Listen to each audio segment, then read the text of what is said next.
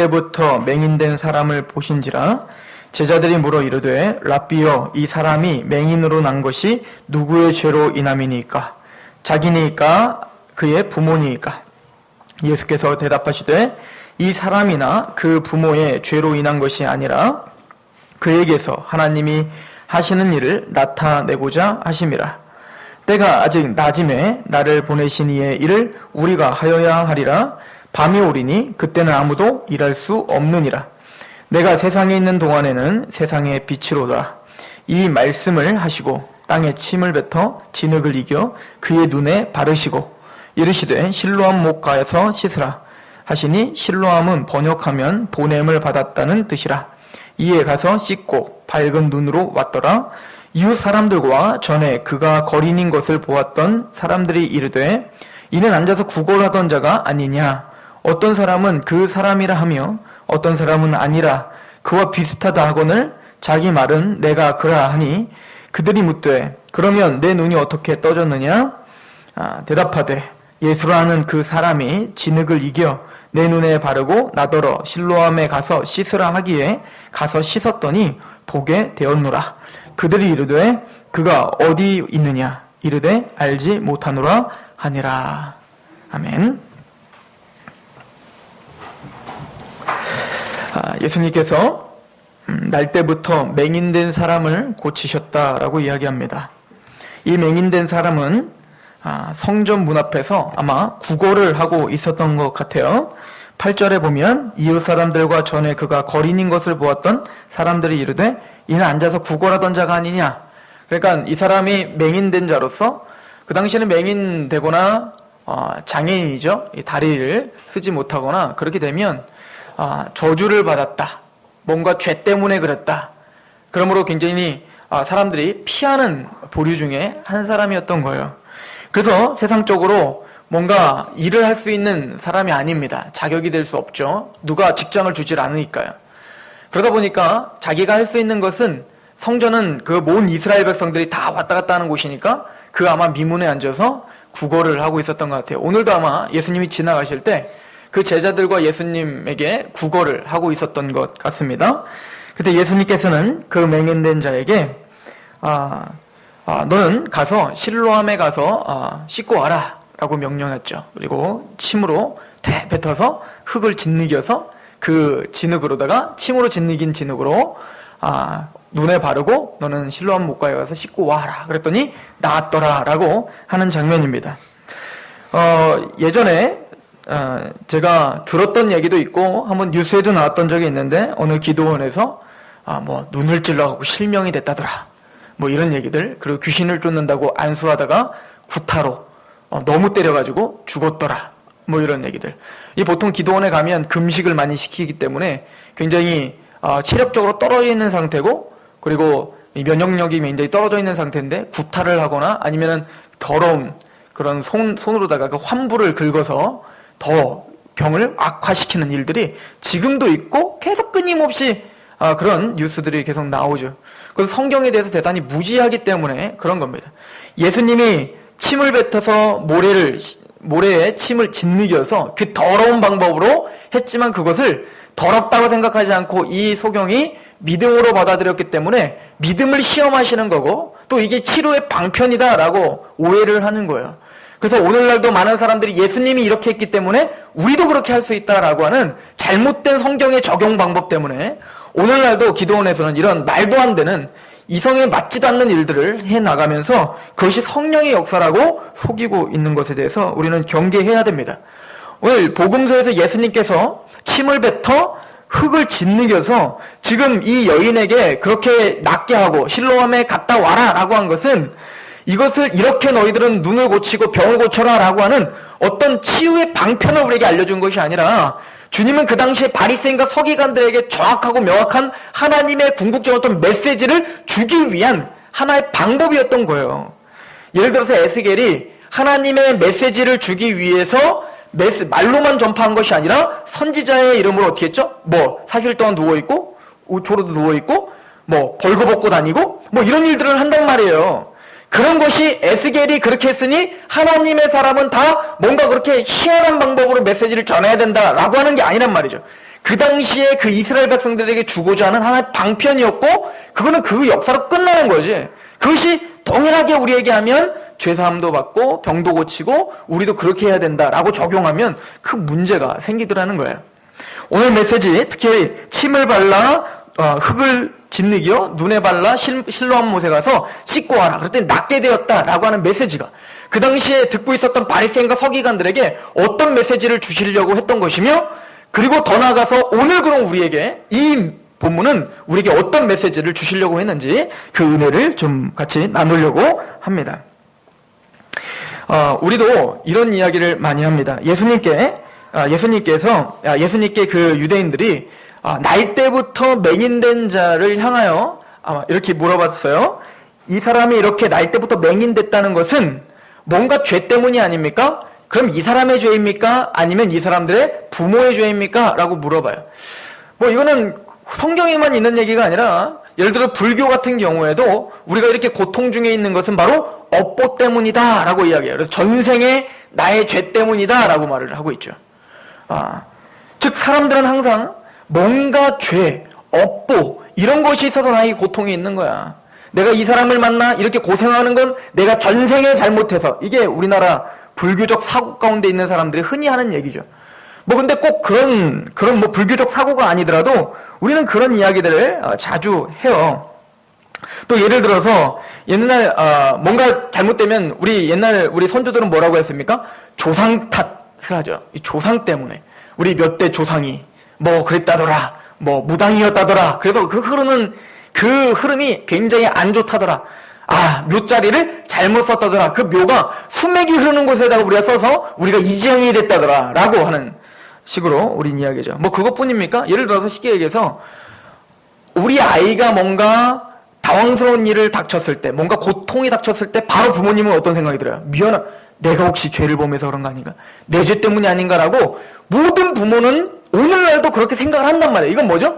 공통적으로 지금까지 말씀드린 건 뭐냐면, 사람들 안에는 어떤 고통과 고난이 딱 닥쳤을 때 그것의 원인은 뭐다라고 생각하고 있는 거예요. 모두가 다 죄다라고 생각하는 그 본성이 우리에게 다 있다는 거예요. 이게 저쪽 다른 나라 사람들만 얘기하는 게 아니라 오늘 우리들도 그런 마음이 있는 거예요.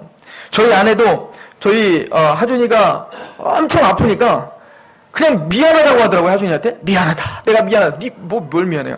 지가 아픈 건데. 무슨 얘기죠? 이게 우리인 거예요. 이게 부모의 마음인 거잖아요. 내 자식 잘못하면 내가 뭔가 잘못한 거 아닌가. 즉 이 모든 사람들 본성 안엔 바로 인간이 있는 그런 모든 고통과 불행은 바로 내 죄 아니면 조상의 죄가 있어서 그 원인이 되어 우리에게 이런 고통이 있는 것이다 라고 이해했던 것 같아요. 오늘도 이렇게 이해하는 것처럼. 그런데 유대인들은 그렇게 지금도 이해하고 있어요. 그러니까 그 유대인들이 예수님에게 물어본 거예요. 이 사람이 날 때부터 맹인됐다는 것은 뭐예요? 이 사람이 뭔가 잘못해서 죄를 짓고 맹인이 됐으면 이 사람 죄구나 라고 딱 보이는데, 날 때부터 맹인이다 보니까 이것은 이 사람의 죄입니까? 아니면 부모의 죄입니까? 라고 생각하고 그게 궁금했던 것이죠. 그럴 때 예수님께서는 이렇게 얘기합니다. 3절에 봤더니 예수께서 대답하시되 이 사람이나 그 부모의 죄로 인한 것이 아니라 그에게서 하나님이 하시는 일을 나타내고자 하심이라. 이렇게 이야기를 하십니다. 그런데 이 본문을 우리가 잘 이해해야 돼요. 그냥 너무 쉽게 하나님의 영광을 드러내기 위해서 하나님이 이 사람한테 고통을 줬구나, 그냥 너무 쉽게 그렇게 이해할 수는 없어요. 그럼 하나님은 하나님의 영광을 만들기 위하여 우리를 지지고 볶고 우리를 힘들게 하시는 분, 일부러 그렇게 하시는 분, 뭔가 우리에게 악함과 고통과 고난도 하나님이 만들어서 그 죄를 창조하시는 분, 이렇게 착각하면 안 되는 거예요. 하나님은 한 번도 우리에게 그렇게 역사하시는 적은 없어요. 하나님이 주도적으로 여러분들 안에 고통을 줘야지, 고난을 줘야지, 이렇게 주도하신 적은 한 번도 없다라는 거예요. 이건 성경이 가르쳐주시는 하나님이 아니에요. 하나님은 우리에게 선한 것만 주시고 좋은 것만 주신다고 성경이 이야기해요. 회전하는 그림자가 없으시다고 이야기를 하는 거예요. 그래서 바울에게 많은 사람들이 와서 따지고 물었어요. 왜냐면 유대인들의 사고에는 이 사람이 뭔가 어려움이 닥치면 이 사람의 죄 때문이야? 이 사람의 죄 때문이야? 라고 쉽게 얘기하고, 그리고 가늠하다 잡혀온 여인은 당연히 율법으로 쳐 죽여야지, 또 뭔가 병든 자가 있고 날 때부터 맹인된 자면은 이 사람도 뭔가 죄 때문이야. 그리고 어떻게 한 거야? 정죄하고 돌로 쳐 죽이고 약 올려도 전혀 아무렇지도 않았던 거예요. 왜요? 죄 때문이니까. 근데 예수님은 어때요? 누구를 찾아다녀요? 그 바리새인과 서기관들이 보기에는 죄인들만 찾아내 세리와 창녀의 친구라라고 별명까지 붙여줄 만큼 그런 사람들만 찾아다니고 주님이 항상 하는 얘기가 뭡니까? 의원은 건강한 자에게 쓸데없고 그렇게 병든 자에게 쓸데있다. 오늘 또 이제 우리 다음 주 정도에 우리가 볼 말씀이지만 이 맹인을 고쳐준 다음에 이 죄인 맹인을 고쳐줬어 라고 하니까 너희들은 본다고 하니 너희들이 맹인이고 이 사람은 안 보인다고 하니 이 사람이 보는 자다. 뭐 이렇게 이야기한단 말이에요. 그래서 누구 편을 자꾸 들어요? 죄인된 사람들, 저주받은 사람들의 편을 든단 말이죠. 근데 이게 예수님만 그랬던 게 아니라 사도 바울도 그랬어요. 사도 바울도 너희들이 죄인이다. 헬라인도 죄인이고 유대인도 죄인이고 죄인인 사람만 예수님을 만날 수 있다. 내가 죄인인 걸 깨달은 사람만 예수님을 만날 수 있다. 이러니까 바리새인과 서기관들 정말 거룩하고 도덕적으로 윤리적으로 깨끗하게 살려고 하는 그 바리새인이 보기에는 바울의 외침이 꼭 뭐처럼 보이는 거야? 나는 거룩하게 잘 살고 도덕적으로 잘 살고 있는데 내가 죄인이라고 죄가 있으니까 죄인이라고 고백하지. 근데 그런 죄인이라고 고백해야지만 하나님의 영광이 임하고 구원이 임한다면 그럼 나도 죄 짓지 뭐. 나도 죄 지어야 되겠네? 이해가세요? 이렇게 이상한 논리를 피기 시작하는 거예요. 바울이 말하려고 하는 논지를 모르고. 그리고 로마서 3장이 무슨 논쟁까지 벌이냐면 그 유대인들은 이렇게 말해요. 우리의 불의로 하나님의 의를 드러나게 하면 무슨 말 하리요? 진노를 내시는 하나님은 불의하시냐? 무슨 얘기죠? 즉 예를 들어서 오늘 같은 경우에 이 사람이 맹인된 자로 태어날 때도 맹인됐는데 죄가 없었어. 근데 갑자기 하나님이 그냥 고통을 주고 하나님이 힘들게 해요. 그리고 이 힘든 것을 통해서 하나님의 영광이 드러내기 위한 거야 라고 한다면 이 사람 너무 불쌍한 거 아니냐. 하나님이 그럼 죄도 만드시고 고통, 고난이라는 것이 어떻게 보면 사람들을 힘들게 하고 죄로 말미암아 시작된 건데 그러면은 하나님은 죄를 만드신 분이냐? 죄를 창조하신 분이냐?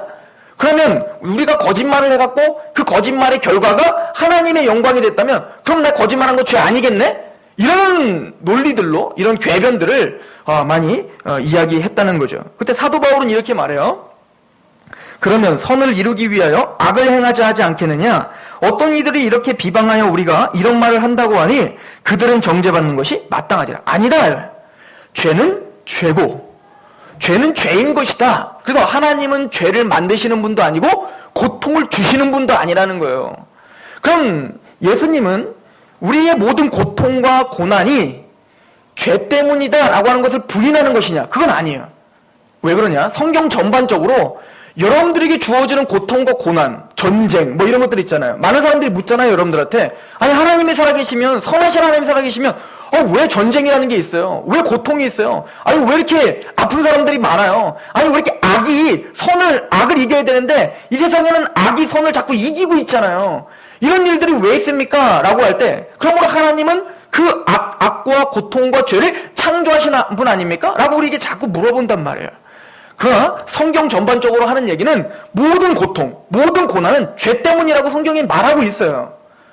이해가십니까? 언제부터 우리가 고통이라는 게 시작됐습니까? 언제부터 사망이라는 게 왔습니까? 그리고 이 맹인된 자가 맹인이라는 이런 고통이 언제부터 찾아왔냔 말이에요. 이건 모두가 다 뭐예요? 죄 때문이에요. 누구의 죄? 아담이 범죄한 이로 하나님 앞에 저주를 받게 된 거란 말입니다. 이해가시죠? 즉 모든 고통과 모든 고난은 사실은 죄 때문이에요. 그게 꼭 내 죄와 내 조상 죄가 아니라 모든 죄는 다 누구의 죄라는 거예요? 아담 이후로 우리 인간의 죄 때문에 고통이라는 것만 들은 거예요. 원래는 우리 인간사에 행복, 기쁨, 선 이런 것밖에 없었단 말이에요. 그런데 우리 안에 이런 고통이 찾아온 것은 뭐 때문이다? 죄 때문이다라고 성경은 이야기하고 있어요. 그리고 예수님이 이건 누구 죄입니까? 라고 할 때 이건 누구 죄도 아니고 하나님의 일을 보이시기 위함이야 라고 할 때 죄 때문에 고통이 들어왔다는 이 근본적인 것을 거부한다는 것은 아니라는 얘기예요. 그래서 제가 이 메시지를 우리가 병들고 우리가 아픈 것은 하나님의 영광을 보이기 위함이다 라고 너무 쉽게 재단할 수 없다는 얘기죠. 죄 때문인 건 맞아요. 그러나 지금 오늘 예수님이 하시는 얘기는 뭐냐면 어찌 보면 이 맹인은 태어나면서부터 불가항력적인 불행 가운데 태어난 거야. 맞죠? 아담 이후로 아담 때문에 어떻게 보면 죄가 들어와서 로마서 5장에 보면 아담 한 사람으로 죄를 범하여 모든 사람이 죄를 범한 사람이 되어서 사망이 찾아왔다라고 할 때 그 사망에는 이 모든 고통까지 다 함축되어 있는 거란 말이에요. 우리가 지금 힘들고 고통스러운 모든 것까지도 함축된 저주가 아담 이후로 들어왔어요. 그런데 바로 이 맹인은 그 죄로, 근본적인 이 죄의 문제 때문에 어떤 거예요? 태어나면서부터 맹인된 자로 태어난 거예요. 그러니까 불강력적인 거죠. 자기가 어찌하지 못하는 그 근본적인 문제가 태어나면서부터 자기에게 찾아오기 시작한 거예요. 다윗이 이걸 고백해요. 다윗이 뭐라고 하냐면, 밧세바와 간음을 하고 또 우리아를 죽인 후에 그런 큰 죄를 저지르고 나단이 책망을 하니까 다윗이 뭐라고 고백하냐면, 나는 출생 중에 이미 죄 중에 출생하였습니다 라고 고백을 한다고요. 무슨 얘기죠? 난 이렇게 불치병을 갖고 있는 자입니다 라고 다윗이 고백한 거예요. 나는 지금 이런 죄를 졌기 때문에 이 죄를 진 것만이 문제가 아니라 내 원래 본성 자체가 아예 태어날 때부터 이런 불행 가운데 태어난 자입니다 라고 고백하고 있는 거예요. 그 죄로 말미암아 드러난 사실인 거죠. 이 죄뿐만 아니라 나는 원래가 죄인입니다. 원래 태어날 때부터 나는 원래 하나님의 저주 가운데 태어날 수밖에 없는 죄 중에 내가 잉태하였습니다라고 원죄를 고백하고 있는 거예요. 마찬가지로 지금 이 맹인은 바로 그런 태어날 때부터 자기의 자람과 자기의 어떤 못함 이런 것이 중요한 게 아니라 태어날 때부터 아예 불행 중에 태어났음을 지금 성경에서 말해주고 있는 거예요. 이 실질적인 거니까요. 태어날 때부터 뭔가 잘못한 것도 없는데 맹인으로 태어났잖아요. 자, 그런데 주님께서는 이 사람에게 뭐라고 합니까? 갑자기 침을 탭 했더니 침을 짓이겨갖고 흙으로 원래는 지금까지 주님 어떻게 하셨어요? 걸으라. 그럼 어때요? 걸었잖아요. 또 어떤 장군이 와갖고 내 하인 좀 찾아와 주셔서 좀 해주죠. 같이 갈까? 아니요. 말씀만 하시옵소서. 말했더니 그 즉시로 멀리 있던 자도 낫잖아요. 그렇게 아주 신사적이고 멋있게 할 수 있는 방법이 있는데 굳이 이렇게 더러운 방법으로다가 지금 이걸 치유하신다는 것은 하나님이 지금 이걸 쳐다보고 있는 바리새인과 서기관들에게 뭔가 심각한 이야기를 하고 계시는 중인 거죠. 뭐냐면 이겁니다. 그 당시에 침이라고 하는 것은 레위기나 신명기에 보시면 대단히 더러운 것의 상징이에요. 게다가 침을 뱉은다, 침뱉음을 당한다라고 하는 것은 모멸감의 상징이에요. 이해가시죠? 오늘도 마찬가지예요. 누가 여러분들 면상에다 침을 뱉어보세요. 이거는 나를 모독하고 있다는 거잖아요. 근데 그 당시에는 이게 더 심했단 말이에요. 즉 침은 모멸감의 상징이요 더러움의 상징이란 말입니다. 그리고 흙과 티끌도 뭡니까? 더러움의 상징이고 가치가 없는 무가치함의 상징이 바로 흙과 티끌이에요. 하나님께서 우리를 만드실 때, 하나님의 형상대로 우리를 만드실 때 무엇으로 만드셨죠? 우리를 흙으로 만드셨어요. 이거 원어로는 티끌이에요. 즉 우리는 뭡니까? 흙이요 티끌이라는 거예요. 우리는 원래 뭐예요? 무가치한 존재라는 거예요. 우리는 그렇게 육체를 갖고 있는 우리는 무가치한 존재인데 거기에 하나님의 생명이 들어가니 뭐가 되는 거예요? 우리는 하나님의 살아있는 자가 된 거예요. 하나님의 형상으로 태어났다는 거예요. 즉 무가치한 우리 육체는 무가치한 자들인데 우리 무가치한 우리를 하나님의 영이, 하나님의 생명이 같이 임하니 그러니 우리는 뭐예요? 가치 있는 자가 됐다는 거예요. 그래서 우리는 하나님과 떨어지면 우리는 뭐와 똑같다는 거예요? 흙과 티끌과 같다는 것이 바로 성경이 우리에게 말하고 있는 거예요. 그 당시에 그래서 흙과 티끌은 바로 무가치한 존재입니다 라고 하는 상징이라면 침을 뱉어갖고 흙으로 짓이겨갖고 했다는 얘기예요. 눈에 발랐다는 얘기는 뭐예요? 지금 너는 무가치하다. 모멸감을 상징하는 거란 말이에요. 너는 무가치한 존재고 너는 더러운 존재다 라고 하는 거죠. 주님은 지금 이 맹인된 자에게 단순히 눈을 뜨게 하는 것이 지금 포커스에 맞춰진 게 아니라 더 근본적인 문제로 끌어내리고 싶은 거예요. 네가 지금 눈을 뜨고 싶지만 그 눈보다도 더 중요한 눈을 뜨게 해주고 싶었던 겁니다. 그게 뭐죠? 너는 죄인이라는 거예요. 너는 티끌과 흙보다도 더 못한 더러운 자라고 하는 거예요. 하나님 앞에 나 홀로 서 있을 때는 항상 나는 무가치한 자입니다 라고 하는 것을 그 상징을 통하여서 보여주고 싶었던 거예요. 그런데 그 맹인에게 진짜 보여주고 싶었던 게 아니라 누구에게 보여주고 싶었던 거예요? 그 당시에 나의 것으로 난 괜찮은 사람이지, 나는 하나님의 말씀대로 살았으니까 나는 훌륭한 사람이지 라고 착각하고 있는 자들에게 보여주는 거예요. 이는 바로 너희들이 바로 이런 무가치한 자야 라고 보여주려고 하셨던 것이죠. 즉 태어날 때부터 불행 가운데 태어난 그 사람에게 하나님의 은혜가 임하고 있음을 보여주는 거예요. 여기서 보면 하나님이 하실 일을 보여주기 위함이다 라고 말을 하죠. 이게 뭐죠? 하나님은 우리에게 죄를 짓게 하거나 고난과 고통을 주시는 하나님이 아니에요. 그러나 그 맹인된 자는 태어날 때부터 알 수 없는 그 근본적인 문제 때문에 맹인이 되어서 태어났어요. 불강력적인 고통을 당하고 있는데 그 고통과 불행 중에서 하나님의 일을 행하시고 그 불행과 고통 중에서도 하나님은 구원해 주실 수 있는 그 은혜를 선포하기 위한 거란 말입니다. 그걸 통해서 바리새인들에게 말하고 싶은 거예요. 니들이 사실은 태어나면서부터 이 사람만 맹인이 아니라 니들 자체가 태어나면서부터 이런 불행을 가지고 태어난 거야. 아담 이후로 너희들 나는 육적인 이스라엘이니까 라고 자부하고 있고 나는 율법을 지켰으니까 라고 하고 있는 니들도 지금 더러운 존재고 가치가 없고 너희들도 하나님의 구원이 필요한, 은혜가 필요한, 하나님의 일이 필요한 사람이야를 선포해주고 있는 거예요. 그런데 얘네들은 깨달아요, 못 깨달아요? 못 깨달아요. 그래서 이 다음 주에 뭐가 나오냐면 니들은 그래서 맹인이야 라고 말하는 거예요. 그러나 얘는 뭐예요? 자기의 그 더러움을 알아 주님께 와서 그 말씀을 믿고 온 자. 이 사람은 뭡니까? 태어날 때부터 갖고 있는 불행을 해결하는 자다. 이 사람이 바로 구원받는 자다라고 하는 것을 성경은 보여주고자 하는 것입니다. 꼭 그거와 같아요. 오늘 말씀을 가만히 읽어보시면 여러분들 누가 생각나셔야 되냐면 혹시 왕 열왕기 하에 그 나만 장군이 좀 생각나지 않습니까? 나만 장군도 문둥병에 걸렸어요. 그죠? 나병에 걸렸죠. 한센시병에 걸렸죠. 그럴 때 열왕기 하 5장 1절에 보면 그 나만 장군을 이렇게 표현하고 있어요. 그는 큰 용사이나 나병 환자더라. 이렇게 말했어요. 그 사람은 화려한 군복을 입고 있어요. 화려한 갑옷을 입고 있고 누가 봐도 뭡니까? 그 아람 왕이 인정하는 왕이에요. 그래서 나만 장군이 아프니까 그 아람 왕이 이야기하고 이스라엘에게 막 친서를 보내기까지 우리 친애하는 장군이 지금 아프니까 제발 좀 고쳐주세요라고 친서를 보낼 만큼 세상적으로는 대단히 유명한 자였고 그리고 유능한 자였어요. 그리고 겉 의복도 어때요? 아주 화려한 옷을 입고 있고 누가 보더라도 뭡니까? 부러움이 없는 그런 자였지만 그 속에는 그 갑옷을 벗으면 뭐요? 대단히 더러워 보이는 그리고 뭡니까? 태어날 때부터 그런 그 악함과 악취를 갖고 태어나는 나병 환자의 모습을 갖고 있는 거예요. 그러니까 겉은 그럴듯해 보이지만 그 속은 여전히 더러운 우리의 모습을 상징하고 있는 나만 장군이 보이는 거예요. 그때 이 나만 장군은 원래는 뭡니까? 하나님의 은혜를 받기에 합당하지 않은 자였어요. 왜냐면 이방인이었기 때문에 그래요. 그래서 나중에 나만 장군이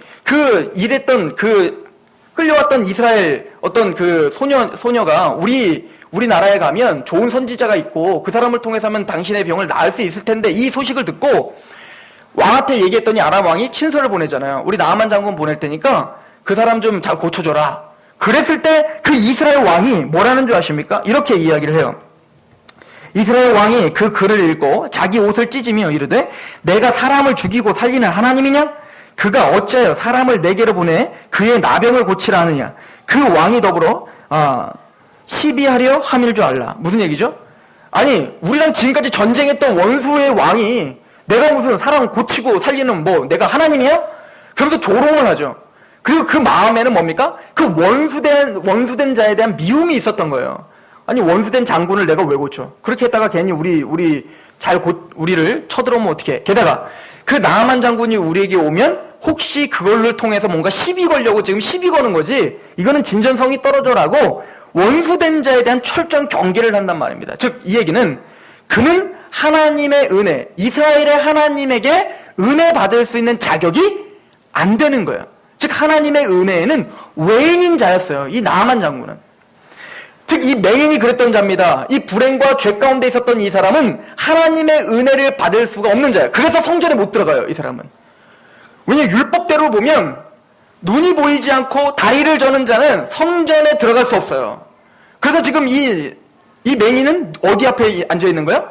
성전까지 들어가지 못하고 성전 미문에 앉아서 구걸만 할 수 있는 거예요. 즉 뭡니까? 하나님의 율법으로 하나님의 어떤 그 거룩하심에는 뭐면 외인된 자를 지금 우리에게 보여주고 있는 거죠. 그랬던 자지만 이 나아만 장군 얘기를 좀 더 한번 해보십시오. 나아만 장군은 엘리사를 만납니다. 그래 엘리사가 이렇게 말해요. 너는 가서 요단강에 가서 7번 몸을 씻겨라 라고 말을 해요. 그때 이 나아만 장군이 하는 얘기는 이겁니다. 아니 우리나라에도 더 좋은 강이 있는데 다메섹강, 아나바와 아르마엘 강이 있는데 그 강이 훨씬 더 좋고 넓은데 내가 거기 왜 가야 되냐? 나는 엘리사에게 가면 그 환부를 자꾸 막 흔들면서 오 하나님이여 고쳐주소서 뭐 이런 엄청 그런 막 종교적인 어떤 막 그런 것을 통해서 고쳐줄 줄 알았더니 화려한 어떤 것을 통해서 고쳐줄 줄 알았더니 나보고 그냥 요단강 가서 7번 씻으라고? 내가 그렇게 할 거면 내가 우리 더 좋은 강에서 씻지? 네 말을 왜 듣냐? 라고 불만을 토로하죠. 분노하였더라 라고 써있어요. 그랬던 그 나아만이 다시 어떻게 합니까? 그 하인의 말을 듣고 돌아와 순종하는 마음으로 요단강에서 7번 씻었더니 그 문둥병이 낫더라를 보여준단 말이에요. 지금 무엇을 보여주려고 하는 겁니까? 자기의 교만과 높아짐을 없애는 걸 말하는 거예요. 지금 예수님이 맹인된 자에게 그렇게 침으로 이긴 그 흙을 바르는 이유는 뭐냐면 그 낮아짐입니다. 즉 하나님 앞에 나는 이렇게 죄인된 사람입니다 라고 순복하고 순종하는 자, 그 사람이 뭡니까? 이 병고침을 받을 수 있다라고 하는 하나님의 메시지가 여기 있는 거죠. 즉 자신의 비참함을 인정하고 주의 말씀을 의지하기를 원하시는 주님의 마음을 우리가 볼 수 있는 거야. 그리고는 이 나아만 장군은 그 요단강에서 씻김을 받자마자 하나님을 보게 됩니다. 그래서 그가 이렇게 고백을 해요. 내가 이제 이스라엘 외에는 온 천하에 신이 없는 줄을 아나니 이제부터는 종이 번제물과 다른 희생 제사를 여호와 외에 다른 신에게 드리지 아니하고 다만 여호와께 드리겠습니다. 이거 쉽지 않은 고백입니다. 이 나아만 장군은 아람 군대, 아람의 장군이었기 때문에 거기에는 자기들이 믿고 있던 여러 신들이 있었어요. 그런데 자신이 그 문둥병이 낫자마자 바로 누구를 인정하는 겁니까? 하나님을 인정하고 내가 여호와 외에는 다른 신을 섬기지 않고 번제물과 희생제물을 여호와께만 드리겠습니다 라고 고백을 한단 말이에요. 그럼 나아만 장군이 엘리사에게 이렇게 고백해요. 그런데 나를 좀 용서해 주세요. 내가 가면 우리 아람 왕이 섬기는 신이 하나 있어요. 그 신에게 절을 하지 않으면 죽임을 당하거든요. 림몬 신에게 그 신당에 가서 꼭 절을 해야 되는데 그것만 좀 눈 감아주시면 안 될까요? 라고 이야기해요. 그때 엘리사가 뭐라고 하냐면 평안히 가라 라고 이야기한단 말입니다. 이것은 단순히 초신자니까 그 정도는 봐주는 거다 엘리사가 이렇게 해석하면 안 되는 거예요. 엘리사는 철두철미하게 그런 우상숭배에 대해서 철저하게 배격하는 자였어요. 하나님의 예배와 영광을 초신자기 때문에 그걸 포기하는 사람은 아니에요.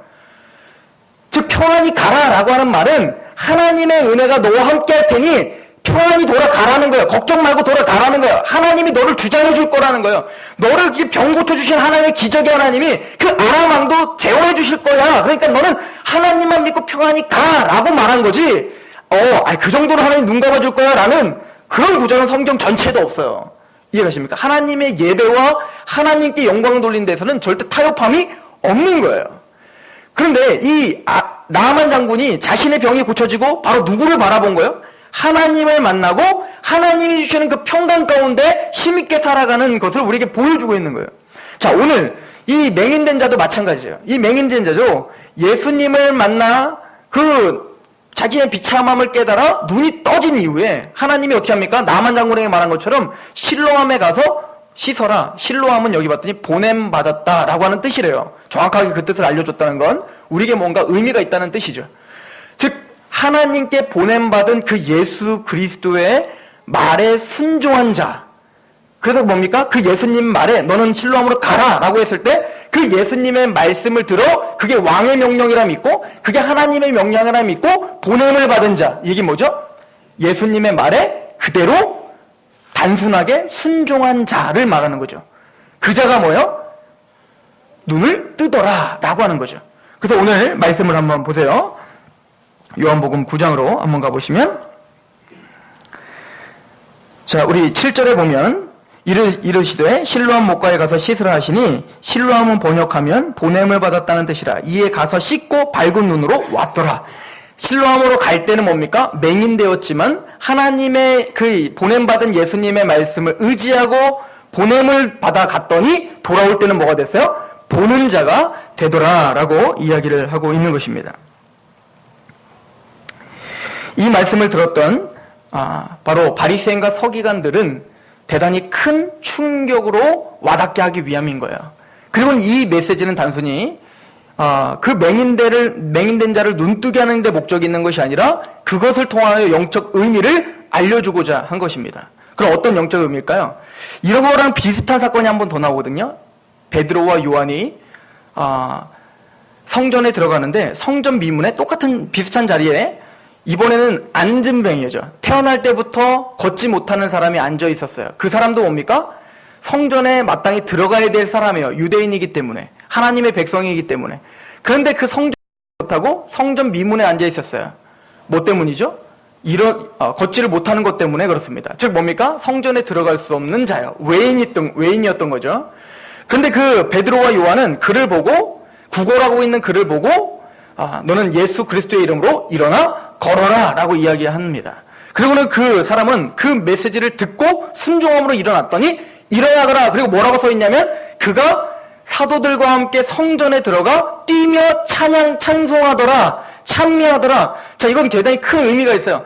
성전에 못 들어가던 자가 사도들을 만나 기적을 체험하니 어디로 들어가더라? 하나님의 성전에 들어가 찬양하는 자로 회복되더라가 되는 거예요. 그렇다면 이 베드로와 요한이 사실은 성전을 맨날 왔다 갔다 했을 텐데 왜 그날만큼은 그 앉은뱅이를 봤었던 걸까요? 그 전에 무슨 사건이 있었죠? 바로 오순절 성령 강림 사건이 있었단 말이에요. 그때 베드로와 요한은 성령 강림 사건을 통하여 하나님이 주셨던 모든 복음의 메시지가 보이기 시작했단 말이에요. 이제 드디어 예수님의 십자가의 사건과 부활 사건, 이것이 얼마나 큰 구원이며 하나님을 보게 됐단 말입니다. 그걸 보고 있는, 즉 생명의 빛에 참여한 베드로와 요한은 이제 누가 보이기 시작하는 거예요? 그 성전에 마땅히 들어가 찬양해야 될 그 사람이 그 앉은뱅이인 것처럼 들어가지 못하는 것을 보면서 그를 뭡니까? 자기들의 생명의 빛으로 찾아와 주신 예수 그리스도의 이름으로 그들을 일으켜 세우더라라고 하는 이 역사가, 예수님이 보여준 역사가 사도들에게도 어떻게 되는 거예요? 계속 반복적으로 이제 대물림되며 보여지기 시작하는 거예요.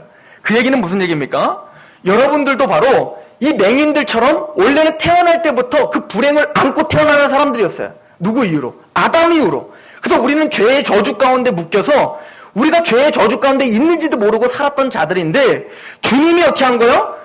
침을 뱉어 흙을 묻혀서 우리에게 묻혀주신 것처럼 성령님의 은혜로 율법을 통하여 내가 죄인인 걸 철저하게 깨달았잖아요. 나는 무가치한 사람입니다. 하나님이 나를 떠나서는, 주님이 나를 떠나서는 나는 무가치한 사람입니다 라고 고백한 이스라엘, 즉 야곱처럼 우리가 그런 사람이 된 거예요. 예, 하나님, 주님 없으면 나는 못해요. 난 돈이 없어도 괜찮은데, 명예가 없어도 괜찮은데, 내가 이런 온전한 육체가 없어도 괜찮은데 주님만 없으면, 주님이 안 계시면 나는 아무것도 아닙니다.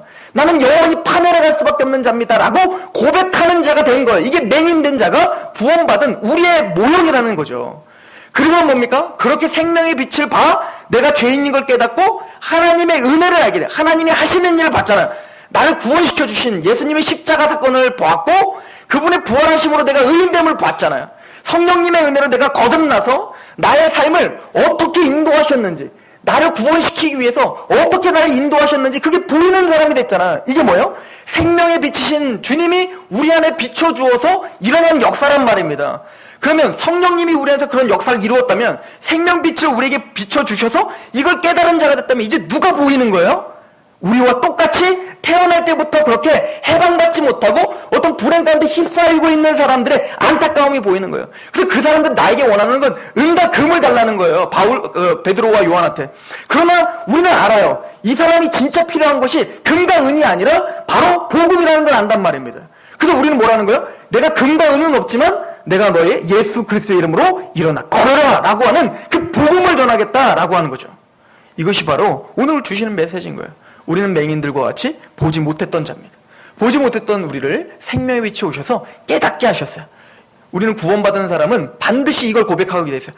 아, 나의 인생을 주님이 이렇게 인도하셨구나를 보게 되었고 알게 되었어요. 또 그 은혜를 알게 되었습니다.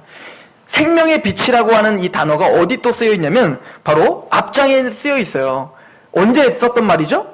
가늠하다 잡혀온 여인을 용서하시고 바로 그 용서한 것을 비난하고 있는 바리새인과 서기관들에게 예수님이 말씀하신 거예요. 나는 생명의 빛이다. 무슨 얘기입니까?